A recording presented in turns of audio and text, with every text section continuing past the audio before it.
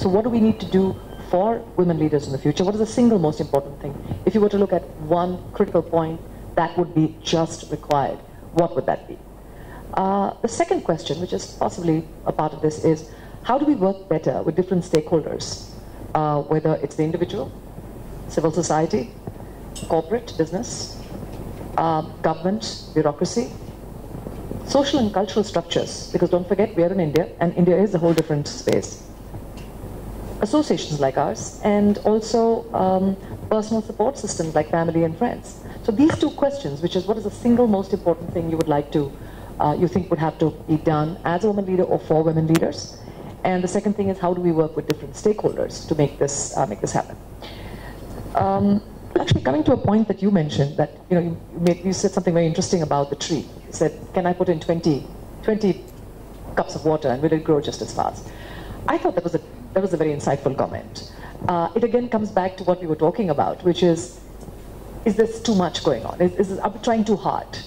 Should we just let the flow take us where we are supposed to go? I remember an HR director telling me this in a company. It was surprisingly a very well-known Indian promoter company, which is trying very hard to sort of get into a global position. And such an excellent comment about the space of diversity at work and women leadership and the kind of efforts that he was making to get that going in his workplace. He says, for me, it's like a diet. All of us know that we need to be nutritionally well balanced, we need to have good meals, we need to exercise. But the fact is, to make that first step is always hard. And then eventually, when we do the right thing, we're feeling fit, we're feeling energetic, things are getting a little better, you're so much more on at work, you're looking good, you're looking much better. And then everything just seems right, and then you just do it as business as usual. You stick to the same kind of food, and you manage your walk and your run every morning. He says, for me, that's what this whole space is like. It's going to be hard in the beginning. It's going to be requiring some discipline. So the first momentum is always hard. People resist. The person who leads the momentum has an issue, or is pretty much the, is the crux of the whole problem. And then it's just business as usual. So that point came to me when you were talking about, and perhaps we can talk about that a little later. Coming to, taking off from that, do you feel that the focus on women leadership is getting to be a little too strident? You hear Macbeth saying, full of sound and fury, signifying nothing. I get this comment a couple of times when I go out, and this doesn't come in from men, it comes in from women saying, and it always comes in from women who are extremely successful and completely gender neutral, which means, I tell them, I said, it wouldn't matter whether men or women, they would just reach the top of their profession. So there's a certain sense of, please, get on with it. Get a life, just do what you have to do. Why is this big noise made? There's also that little element which says that if I'm a woman leader, and I'm acknowledging being a woman leader, it means somewhere I'm under the umbrella of being a woman first and a leader second. And I don't want to take that. I want to be recognized as a leader first. I understand it. Having said that, that's a long question. But the real thing is, what about the sound and fury signifying nothing? Is women leadership, conversations, discussions, maybe stuff like this, getting to be a lot of nothing and a lot of hot air? Kritika, I thought you would like to take that question. I'll go back to where I started out, which is about not just the numbers and what they tell us, which to me tell us that there is a need for this conversation. And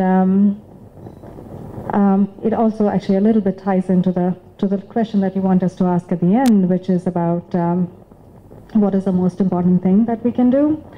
And I think that actually, honestly, for me, the most important thing we can do is to make each woman conscious of the choices that they have, and the fact that it's about a grassroots change. It's about each one of us believing that we can do whatever we aspire to do, and making the right choices and creating choices along the way. So I certainly relate to your comment of, if I'm a leader, do I want to be seen as a woman first and then a leader versus the other way around? And I would say, there's so much an integral part of me. I am a leader and I am a woman, but I also do think that it's just important for me. I've known people who have helped and advice that has helped me in my career, and I feel that I have some learnings along the way. So I personally feel a huge sense of responsibility to have to pass on that message and continue to learn. I mean, I'm learning now as I'm sitting in this panel from the comments that are coming out, and I learn from the questions that people have in this audience. So I feel that there is this huge need for us to talk. I think Sangeeta talked about it as well. We have to have those conversations. So that's my thought on this. Just want to come back to Kritika. I need you to look at this part. You know, I don't know how it is for you, and I don't know how it is for people in the audience. I don't know how you feel, but when you talk about being part of something which is around the space of women empowerment, you're a reasonably smart, bright person. There's always a sense of, you know, come on, you need that. I'm being very upfront. I'm just trying to sort of say, I may not believe in that, but I hear this a lot. And there's a lot of conversation which is, I mean, why are you guys making such a fuss? Look at you, you're so bright, you're good, you're doing what you're doing, you're right up there at the top of your profession. What's this about? You know, well, so I want you to ask. You want to finish? Sure. I think the fuss is all about the fact that I still feel the challenge every single day today. I mean, a lot of things that we talk about, it's hard. It's about, and doing it consistently is hard. So it's as much a reminder for myself as it is for everyone in the audience. Things like putting up your hand. You know, women typically underestimate themselves in terms of how well they're doing or their ability to do the next job, whereas again, typically men overestimate themselves. And again, you know, science proves it. And as a result of that, when there is a next job that comes up or the next promotion, a man would be much more ready to raise up their hand, whereas a woman would think twice about, am I really ready? Man attributes their success to themselves versus a woman attributes to like all the people who help them, luck, etc. So I find that I have to remind myself about such things and say, okay, no, I mean, I can take that next challenge in spite of the fact that, all of that embarrassing introduction that you read and all of, what it signifies. I still have those questions today, which means that there's likely at least like 20-30% of women out there in the audience who are asking that question. And if I can make a shift for 5% of them saying, hey, it happens to all of us. But be bold, think about what you want to do and take that next step and really lean in. Sit on the table, raise your hand for opportunities, be bold, go for it. And if I can make that shift for 5% of people in this audience, I think I would have done what I came here to do.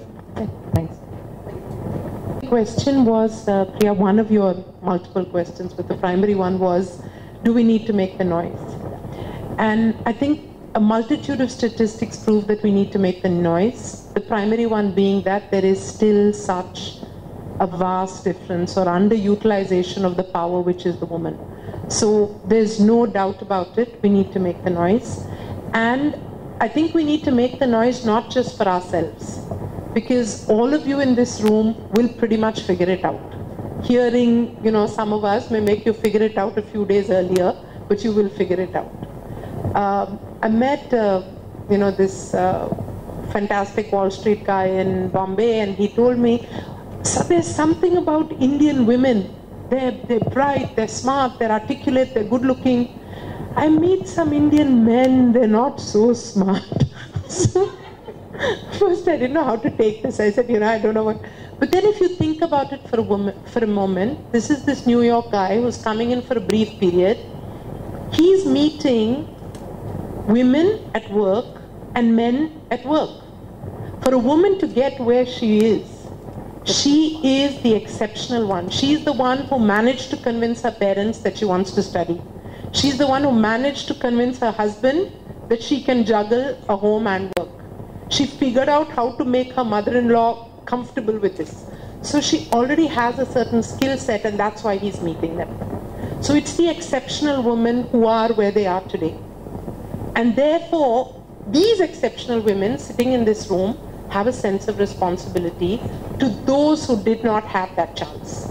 Because for every one of you who are in this room, they are 500,000 women who did not get this chance statistically. That is the ratio of those who didn't get to go to school, who dropped out of school because their school had no toilet, who were anemic and therefore did not have the energy levels to do the work they needed to. And again, this is India. There's a lot we need to do. And again, we don't have to do it just in panels like this, we can do it every single day. If you empower the maid who comes home to live up for what she is supposed to be, having the rights to do, whether it's her education or her child's education, or her access to healthcare, to voting, to protect her own sexuality, even that is that contribution you make. And I'm not really one, big women's lib, female activist or any of that. But it's basic humanity, which is showing us that there's this huge difference and we have to do something about it. And if we do something about it, in multitude of little steps, we'll make a huge difference to society. So, very simple answer to that question, do we need to do more?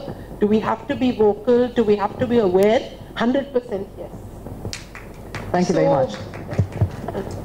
Thanks, and it's all of you. The next set of these things is it, how do we look at this issue? I would just kind of say, let's start thinking about this in 3 different steps. One is at the individual level. Kritika beautifully referred to it. Be ready to raise your hand, be ready to do the things that need to be done, because you are role models and you have responsibility. So it's at the individual level. It's at the work and the corporate level. I think corporations are moving forward, but there's a lot more to be done. And then it's at the society and the government level. So there's different dimensions of this framework. Each of these dimensions need to be analyzed, discussed, and restructured to enable this equal society. And so, we can't take any single piece and achieve the plant. And the plant needs not just water, but the sunlight and the fertilizer. So, let's find ways to put all of them together. And let's also understand in your exercise analogy that what somebody, is able to eat 3,000 calories and put on, less weight than the same person who eats 1,500. We have that, no? When she said exercise, she looked at me. I saw that, Priya. I saw that. So there is a differential nature to society and individuals. So I want each one of us to explore that the woman who's a bit more strident gets labeled. The woman who's focusing on likability is also getting labeled. I mean, recently I was at this, having a really difficult discussion with an individual, and I walked out of that room saying, is it because I'm a woman that they were absolutely so mean and unfair?